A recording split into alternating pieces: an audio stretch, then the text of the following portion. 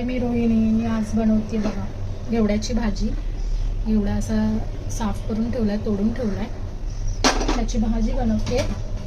आणि इथे कोथिंबीरची वडी लावली होती काल रात्रीच, ते आता फ्राय करते. आणि कुकरला लावते डाळ भात. तर हा आहे माझा हिलूकचा 6 लिटरचा परफेक्टो प्रेशर कुकर.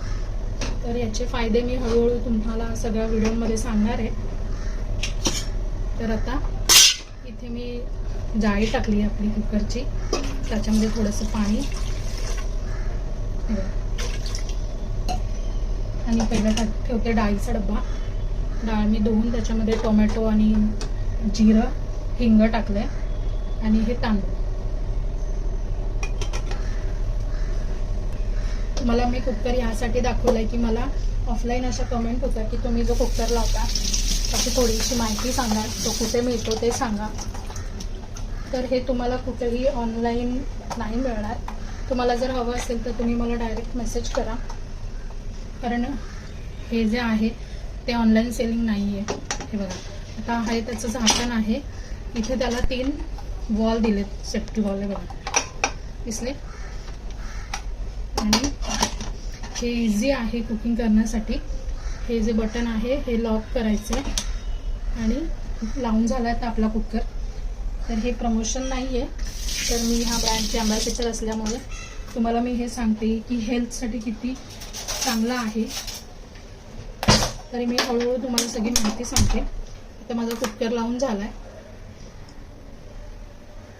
गॅस मी चालू केला. आता हे बघा इथे शिट्टी नाही आहे, तर इथे आहे हे एक बटन आहे, हे दिसते खाली आहे. इथे आता जेव्हा आपलं कुकिंग होणार तेव्हा हे लाल बटन वरती येणार आणि शिट्टी होणार नाही. तर आपल्याला कसं कळणार की आपला कुकर झाला आहे? तर इथून या वॉलमधून एअर बाहेर निघेल, त्याची वाफ जी म्हणतो ती बाहेर निघेल फक्त. आणि 2 मिनिटासाठी गॅस चालू ठेवून मग नंतर बंद करायचं आहे. याच्यामधले न्यूट्रिशन्स आणि मिनरल्स, विटॅमिन्स जे पण आहेत ते कुकिंग करताना बाहेर पडणार नाहीत. आपलं जे कुकिंग आहे, आपलं जे जेवण आहे ते हेल्थसाठी खूप चांगलं असणार आहे. तर मी तुम्हाला कुकर झाल्यावर दाखवते नॉर्मल कुकिंग आणि ह्याच्यामध्ये काय फरक आहे ते बघूया. आता इथे बघा ते बटन असं वरती आलं हळूहळू आणि याच्यातून इथून वाफ निघते. आता हे 2 मिनटं अजून गॅसवरती असंच ठेवायचं आहे आणि गॅस बंद करायचा आहे. तोपर्यंत मी दाखवते दुसरा कुकर. मी दुसऱ्या कुकरमध्ये भात लावला होता रात्री. तर त्याच्यामध्ये बघा सगळं ह्या शिट्टीच्या बाहेर येतं, सगळं पाणी आणि त्याचं आपलं ते घटक असतात ते बाहेर येतात, म्हणून हे असं दिसतं. आता तुम्हाला इथं बघा कुठेच पाणी आणि काही बाहेर आलेलं दिसत नाही आहे. हा आहे त्याच्यातला फरक. आता मी हे झाल्यानंतर तुम्हाला बाकी कसं कसं ओपन करायचं. जोपर्यंत हे बटन खाली जाणार नाही, त्याचं प्रेशर कमी होणार नाही, तोपर्यंत हे कुकर उघडणार नाही. तर आता आपण भाजीची तयारी करूया. भाजीसाठी मी आता कुकर मी इकडे ठेवते. घेतली कढई. आता ही पण आहे हिलूकची कढई.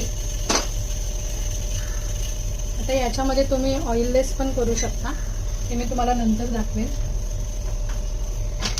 ऑइललेस आणि वॉटरलेस याच्यामध्ये होऊ होतं. आता इथे मी कढई ठेवली. या प्रत्येक भांड्याला नाव आहे. हे 24 सेंटीमीटर वॉक आहे. आता इथे मी थोडंसं तेल टाकून घेते, अगदी थोडं.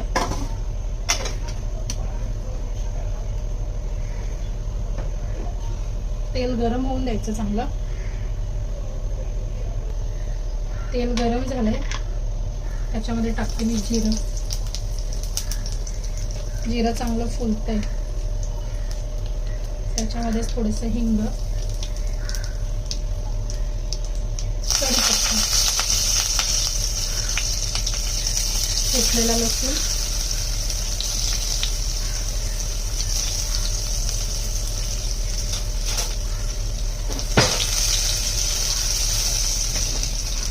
एक कांदा टाकून घेतला.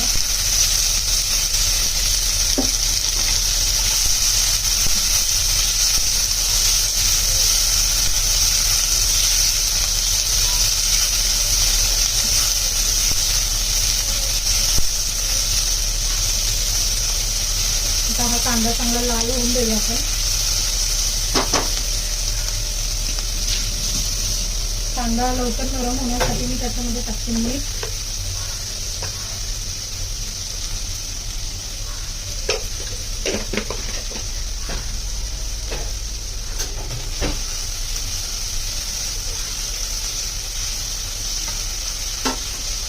त्याच्यातच मी टाकते टोमॅटो.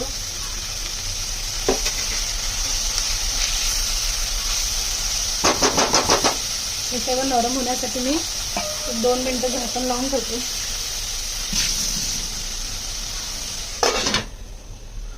आता याच्यावरती हा गेज आहे, याचे पण मी फायदे सांगते नंतर. आपला कांदा टोमॅटो नरम होऊन द्यायचा आहे. 2 मिनिटं झालेत. कांदा आणि टोमॅटो नरम झाले. याच्यामध्ये मी मसाले टाकून घेते. आपलं घरचं लाल तिखट, 1 चमचा कांदा लसूण मसाला, थोडीशी हळद. हे मिक्स करून घ्यायचं.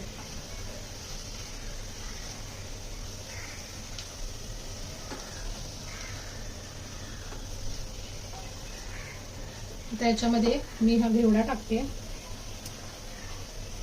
हे मी धुवून ठेवलाय.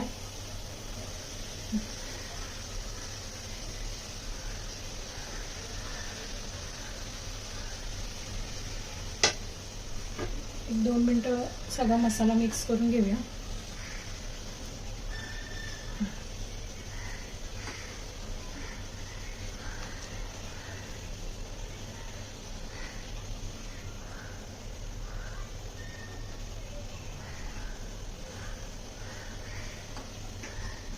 गॅस एकदम मीडियमच ठेवायचा आहे.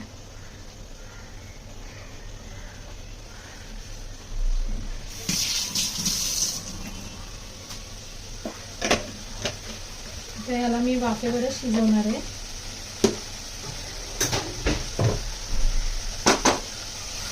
तर ही भाजी आपली परतून झाली आहे.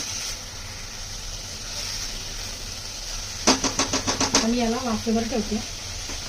गॅस कमी करून झाकण लावून ठेवून देते. इकडे भाजी मी त्या साईडला ठेवली, दुसऱ्या साईडला. तर इथे मी वडी फ्राय करायला घेते. हे मी शॅलो फ्राय करते. आणि मध्येच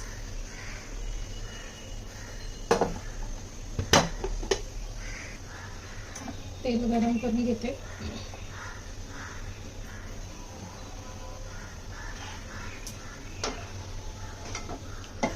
मी हे शॅलो फ्रायच करते.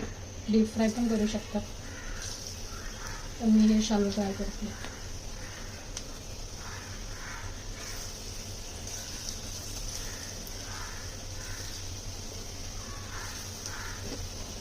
असं मी सगळ्या वड्या लावून घेते इथे.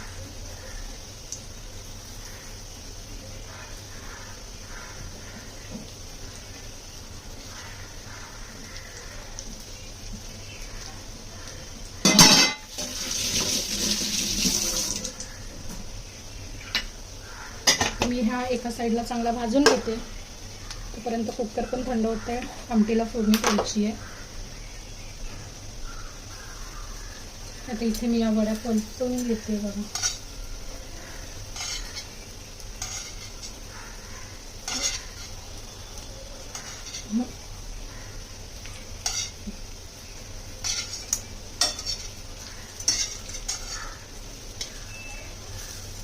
एका साईडला झाल्या, दुसऱ्या साईडने आता अशा परतून घेतल्यात.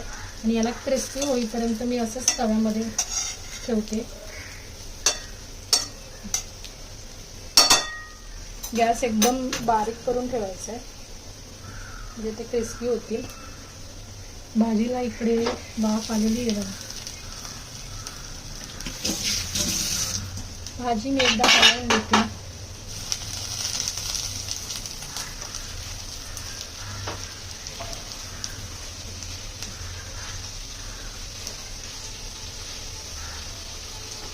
मी तुम्हाला ह्या सर्व भांड्यांचे जे फायदे आहेत ते हळूहळू एक एक व्हिडिओमध्ये सांगणार आहे. सगळं एकदम नाही सांगणार. आज मी फक्त कुकरबद्दल सांगते. तर आता इथे वड्या पण झाल्यात. भाजीमध्ये मी टाकते थोडंसं खोबरं, ओलं खोबरं.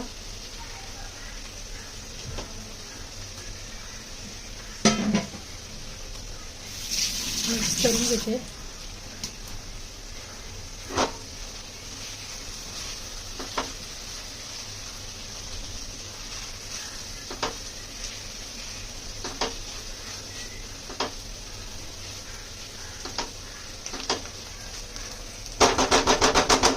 भाजी झाली आहे. मी गॅस बंद करते.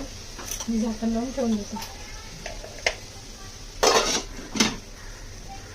वड्या पण झाल्यात. कुकर थंड झालाय. तर डाळीला फोडणी देते. आता हे बघा, हे लाल बटन खाली गेले.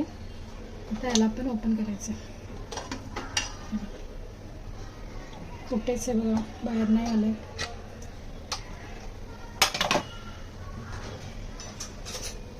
त्याला काढून देते.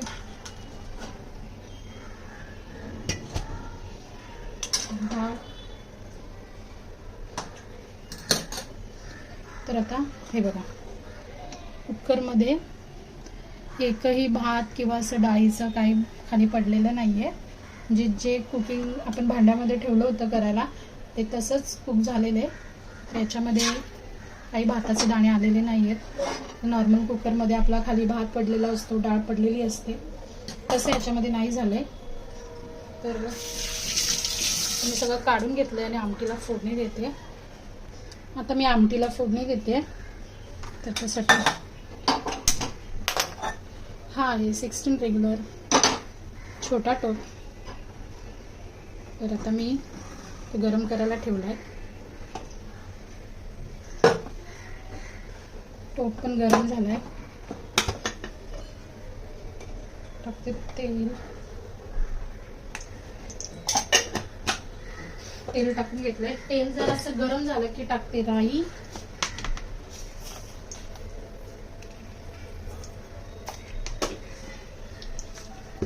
राई चांगली तडतडून द्यायची. कढीपत्ता आणि ठेचलेला लसूण.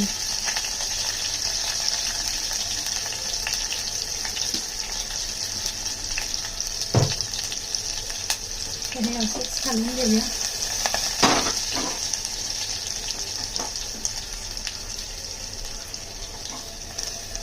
या हँडलला पकडची सुद्धा गरज नाहीये. हे इझी तुम्ही पकडू शकता हँडल.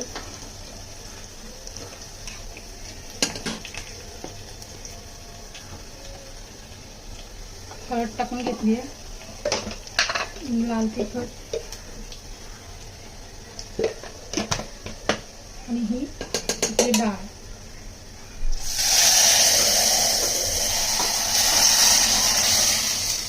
त्याच्यातच मी मीठ टाकलं होतं आता डाळीमध्ये.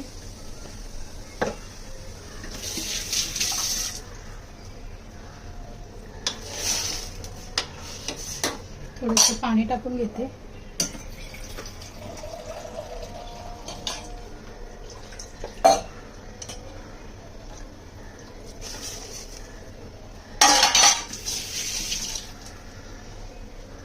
तर या डाळीला चांगली उकळ येईपर्यंत गॅस चालू करून मग गॅस बंद करते.